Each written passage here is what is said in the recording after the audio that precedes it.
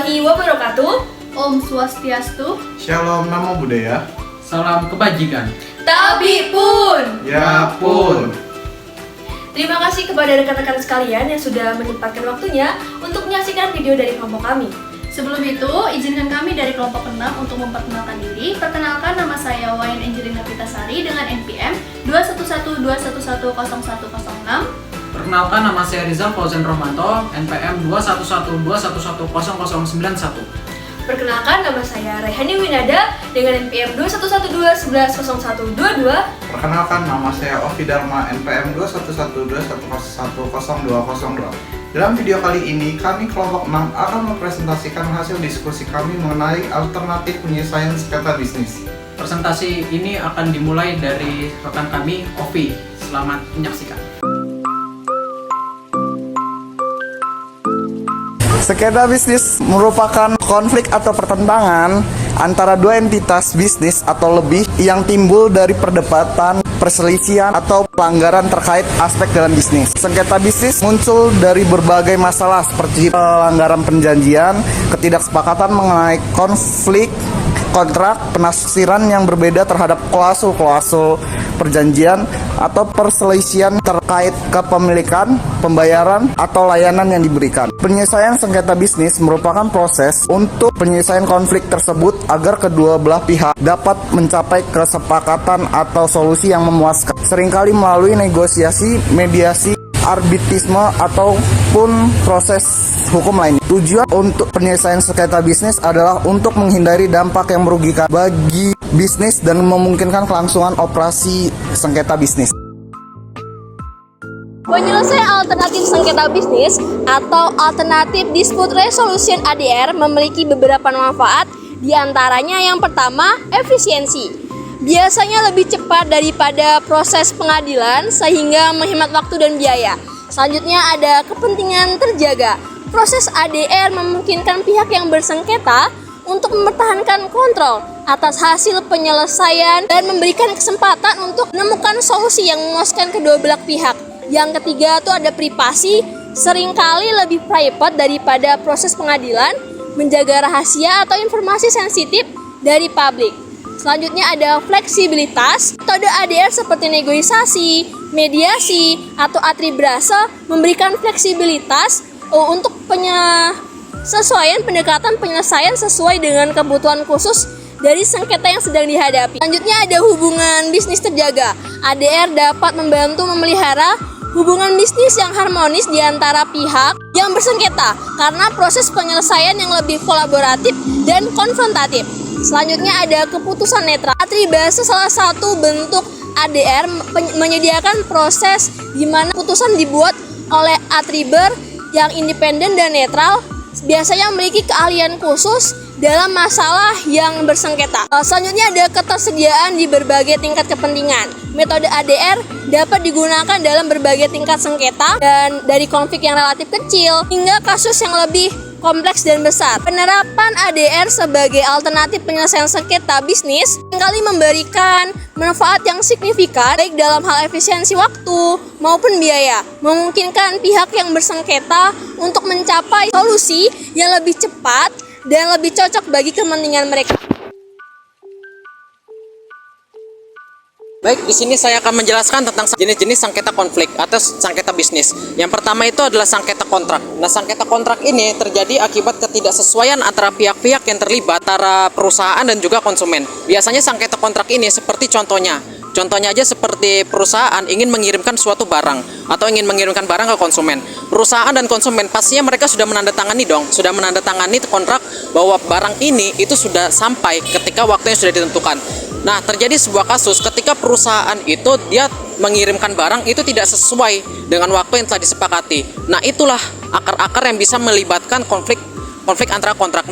Dan yang contoh yang udah saya sebutkan tadi bahwa konflik kontrak itu terjadi antara ketidaksesuaian atau ketidaksepakatan antara kontrak yang telah disepakati antara perusahaan dan juga konsumen. Berikutnya adalah sengketa kepemilikan. Nah, sengketa kepemilikan itu meliputi sengketa kepemilikan tanah, sengketa kepemilikan merek, atau sengketa kepemilikan apapun itu. Nah, sengketa kepemilikan ini itu bisa terjadi akibat adanya pertentangan orang yang saling mengklaim hak milik antara barang ini atau barang yang lain. Nah, berikutnya adalah sengketa perburuan.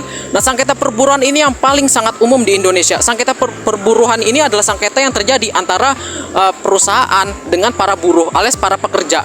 Biasanya sengketa buruh ini terjadi akibat ketidaksesuaian kontrak, ketidaksesuaian gaji, atau ketidaksesuaian antara kerja ataupun ketidaksesuaian antara misi dan juga apapun itu. Intinya konflik perburuan ini itu terjadi akibat ketidaksesuaian antara, biasanya yang paling umum adalah ketidaksesuaian upah, ketidaksesuaian tingkat gaji, atau ketidaksesuaian hak-hak kerja milik para buruh. Inilah yang menimbulkan secara umum yang menimbulkan konflik antara perburuhan ini. Berikutnya adalah sengketa perusahaan dan juga konsumen. Nah, sengketa perusahaan dan juga konsumen ini adalah sengketa yang paling umum terjadi. Sengketa perusahaan dan konsumen itu biasanya meliputi sengketa kualitas produk atau kualitas layanan. Nah, sengketa konflik perusahaan dan konsumen ini adalah hal yang sangat paling umum terjadi di Indonesia. Seperti contoh, ketika konsumen ingin memesan barang dari perusahaan yang dituju, perusahaan itu kadang memberikan merek yang tidak sesuai dengan apa yang diinginkan oleh konsumen. Berikutnya adalah sengketa komersial internasional. Nah, sengketa komersial internasional ini meliputi sengketa global alias internasional yang melibatkan banyak sekali negara, seperti hak kepemilikan wilayah, hak klaim tanah, atau klaim apapun itu. Dan biasa yang terjadi adalah perselisihan pelanggaran hak intelektual negara yang biasanya melibatkan dua antara negara. Nah, berikutnya itu adalah sengketa antar mitra bisnis. Nah, sengketa mitra bisnis ini terjadi antara dua perusahaan yang saling bertentangan. Nah, sengketa bisnis antara dua perusahaan ini terjadi karena perbedaan visi dan misi perusahaan mengenai tentang kebijakan perusahaan, arah perusahaan ingin diarahkan kemana, dan juga perusahaan ini akan dibawa kemana pastinya memiliki visi dan misi yang berbeda-beda antara dua kepentingan. Intinya sengketa antar dua mitra bisnis ini adalah pertentangan antara dua pengusaha yang memiliki satu perusahaan tapi mereka berbeda visi dan misi. Itulah yang menyebabkan konflik ini bisa terjadi. Berikutnya adalah sengketa keuangan. Sengketa keuangan ini adalah sengketa yang paling umum. Konflik ini terjadi akibat ketidaksepahaman antara kepemilikan satu dan kepemilikan lainnya tentang arah keuangan perusahaan ini, seperti penetapan harga jual, penetapan saham, atau penetapan apapun itu. Nah, biasanya contohnya itu yang paling umum adalah terjadi antara investor dan juga dengan para peminjam gitu. Baik, yang selanjutnya yaitu alternatif penyelesaian dalam sengketa bisnis. Ada 5 alternatif penyelesaian dalam sengketa bisnis. Yang pertama yaitu negosiasi. Apa sih negosiasi? Negosiasi dalam sengketa bisnis ini adalah proses di mana kedua belah pihak yang bersengketa cara langsung berkomunikasi dan berunding untuk mencapai kesepakatan tanpa pihak ketiga atau tanpa perantara. Jadi mereka hanya dua pihak saja yang terlibat. Contohnya ini ada dua bisnis. Nah, mereka ini memiliki perbedaan harga produk, dapat mencoba nih untuk bernegosiasi langsung untuk menemukan solusi yang dapat diterima oleh kedua pihak tanpa melibatkan pihak ketiga. Jadi mereka ini tidak membutuhkan pihak ketiga untuk sebagai perantara. Nah, yang kedua yaitu mediasi. Nah, mediasi dalam sengketa bisnis ini berbeda dengan negosiasi. Bedanya apa? Nah, bedanya adalah memerlukan pihak ketiga. Jadi ada dua pihak bersengketa ini memerlukan pihak ketiga untuk mencari titik temu mengenai solusi, yang dimana dia tuh hadir untuk membantu pihak yang bersengketa dalam mencapai kesepakatan. Nah, mediator ini tidak memiliki kekuasaan untuk membuat sebuah keputusan. Jadi, tapi dia berperan sebagai fasilitator yang membantu memperlancarkan komunikasi dan mendorong tercapainya sebuah kesepakatan. Contohnya ada dua perusahaan.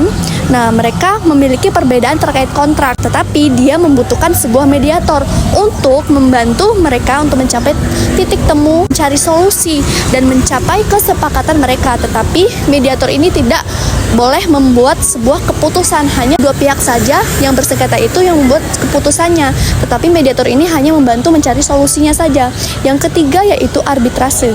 Nah, apa sih bedanya? Nah, arbitrase ini juga membutuhkan pihak ketiga, di mana arbitrase ini pihak ketiga sebagai arbiter. Arbiter ini memiliki kekuasaan untuk membuat keputusan yang mengikat bagi pihak-pihak yang bersengketa. Arbiter akan mendengarkan argumen dari kedua belah pihak dan kemudian membuat keputusan yang bersifat final dan mengikat. Contohnya nih, ada dua perusahaan memiliki sengketa yang tidak dapat mereka selesaikan melalui negosiasi ataupun mediasi. Nah, akhirnya mereka ini menggunakan cara arbitrase, yaitu menggunakan arbiter atau pihak ketiga yang bisa menemukan solusi dan membuat sebuah keputusan untuk menyelesaikan sengketa mereka. Selanjutnya yang keempat yaitu kolaborasi. Nah, kolaborasi ini sesuai dengan namanya itu collab. Nah, berarti dia bekerja sama. Dua pihak bersengketa ini bekerja sama untuk mencari kesepakatan dan solusi mereka.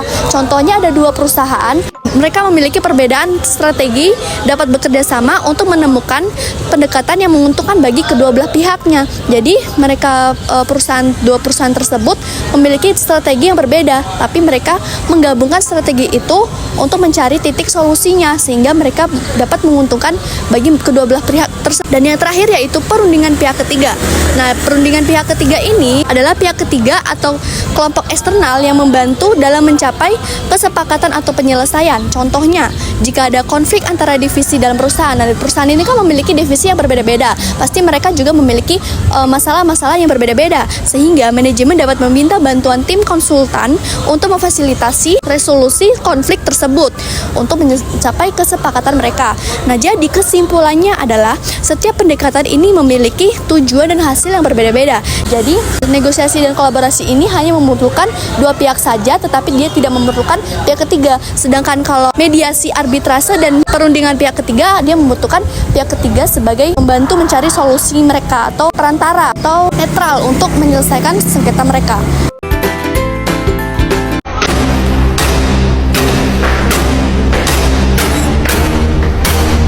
Aku nggak bisa ya terus-terusan kerjasama sama kamu. Kamu tidak pernah menghargai pendapatku dan kamu selalu mengklaim semua ide-ideku. Itu nggak benar ya. Aku udah coba kerjasama sama kamu dan kamu selalu menolak dan mengkritik usulanku. Apa sih susahnya kamu mengakui kesalahanmu? Apa itu nggak kebalik? Kamu yang ingin menang sendiri. Kalian berdua bisa tenang. Kita harus menyelesaikan masalah ini dengan cara yang lebih baik. Lebih baik gimana? Aku ngerasa dia mengabaikanku dan tidak dihargai sama dia. Aku nggak ada maksud buat kamu ngerasa seperti itu. Aku cuma pengen ngasih yang terbaik. Bagaimana kalau kita coba mendengarkan satu sama lain? Karena akan ada solusi kalau kita saling mendengarkan. Oke, aku bakalan dengerin. Tapi kasih aku kesempatan untuk jujur. Oke, aku akan coba mendengarkan dan menghargai pendapat kamu.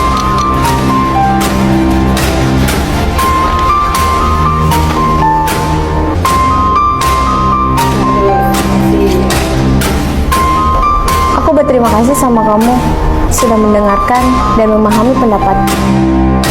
Ayo bekerja sama untuk menciptakan lingkungan kerja yang baik.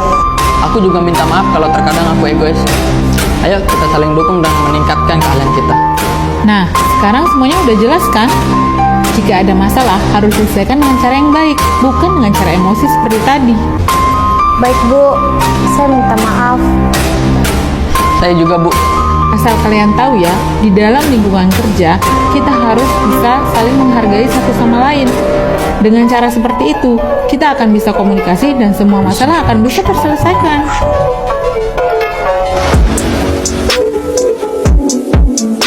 Sekian presentasi dari kelompok kami. Semoga video yang kami sampaikan bisa menambah wawasan dan bermanfaat bagi rekan-rekan sekalian yang menyaksikan. Kami dari kelompok 6 mohon maaf jika ada salah dalam penyampaian kata. Kami akhiri wabillahi taufiq wal hidayah. Wassalamualaikum warahmatullahi wabarakatuh. Dharma Jaya, Jember.